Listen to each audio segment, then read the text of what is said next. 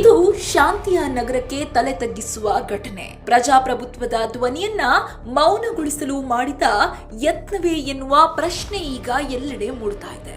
Aam Aadmi party ನಾಯಕಿ ಸತ್ಯವಾಣಿಯವರ ಕಾರಿನ ಮೇಲೆ ದುಷ್ಕರ್ಮಿಗಳು ದಾಳಿ ನಡೆಸಿರುವ ಘಟನೆ ಇದೀಗ ಆತಂಕ ಹುಟ್ಟಿಸಿದೆ. ವಿಜಯನಗರದ ವಿಜ್ಞಾನ ನಗರದಲ್ಲಿರುವ ಅವರ ನಿವಾಸದ ಮುಂದೆ ನಿಲ್ಲಿಸಿದ್ದ ಕಾರಿನ ಗಾಜುಗಳನ್ನ ಪುಡಿಗೈದಿದ್ದಾರೆ.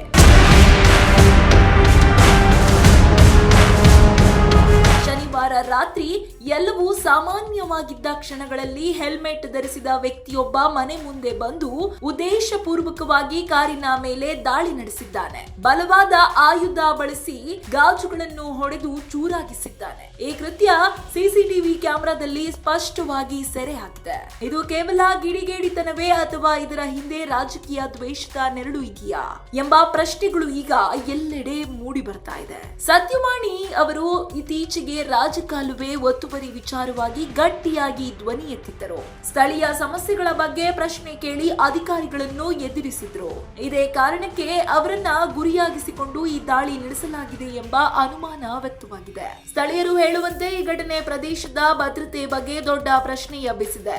ಜನಪ್ರತಿನಿಧಿಗಳ ಮೇಲೆಯೇ ಈ ರೀತಿಯ ದಾಳಿ ನಡೆದರೆ ಸಾಮಾನ್ಯ ಜನರ ಸುರಕ್ಷತೆ ಹೇಗೆ? ಸದ್ಯ ಪ್ರಕರಣ ದಾಖಲಿಸಿಕೊಂಡಿರುವ ಪೊಲೀಸರು ಸಿಸಿಟಿವಿ ದೃಶ್ಯಾವಳಿಗಳನ್ನ ಆಧರಿಸಿ ಆರೋಪಿಗಾಗಿ ಹುಡುಕಾಟ ಆರಂಭಿಸಿದ್ದಾರೆ. ದಾಳಿ ನಡೆಸಿದ ವ್ಯಕ್ತಿಯ ಗುರುತು ಪತ್ತೆ ಹಚ್ಚಲು ವಿಶೇಷ ತಂಡಗಳನ್ನ ರಚಿಸಲಾಗಿದೆ. ಒಂದು ಕಡೆ ಪ್ರಜಾಪ್ರಭುತ್ವದ ಮೌಲ್ಯಗಳು, ಮತ್ತೊಂದು ಕಡೆ ಭೀತಿಯನ್ನ ಸೃಷ್ಟಿಸುವ ಕೃತ್ಯಗಳು. ಈ ಎರಡೂ ನಡುವೆ ನಡೆಯುತ್ತಿರುವ ಈ ಸಂಘರ್ಷ ಯಾವ ದಿಕ್ಕಿಗೆ ಸಾಗುತ್ತಿದೆ? ಈ ದಾಳಿಯ ಹಿಂದೆ ಇರುವ ನಿಜವಾದ ಕಾರಣ ಏನು? ಆರೋಪಿಗಳು ಯಾವಾಗ ಬಂಧನ ಆಗ್ತಾರೆ ಎಂಬುದನ್ನ ಕಾದು ನೋಡಬೇಕಿದೆ. ಇದು ಕೇವಲ ಒಂದು ಕಾರಿನ ಮೇಲಿನ ದಾಳಿಯಲ್ಲ, ಒಂದು ಧ್ವನಿಯನ್ನ ಮೌನಗೊಳಿಸಲು ಮಾಡಿದ ಯತ್ನ ಎಂದು ಎಲ್ಲೆಡೆ ಆಕ್ರೋಶ ಕೇಳಿ ಬರ್ತಾ ಇದೆ.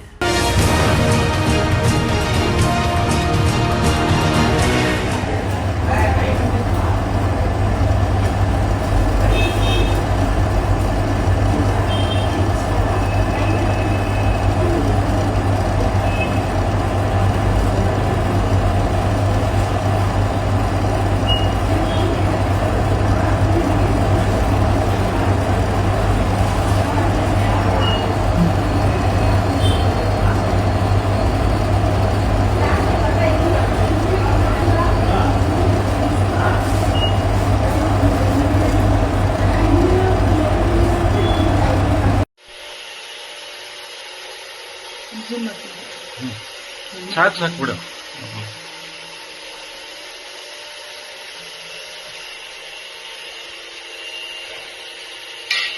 ಇನ್ನಷ್ಟು ಹೆಚ್ಚಿನ ಮಾಹಿತಿಗಾಗಿ ಸಪ್ತರ್ಷಿ ಟಿವಿ ಕನ್ನಡ ಯೂಟ್ಯೂಬ್ ಚಾನೆಲ್ ಅನ್ನು ಸಬ್ಸ್ಕ್ರೈಬ್ ಮಾಡಿಕೊಳ್ಳಿ.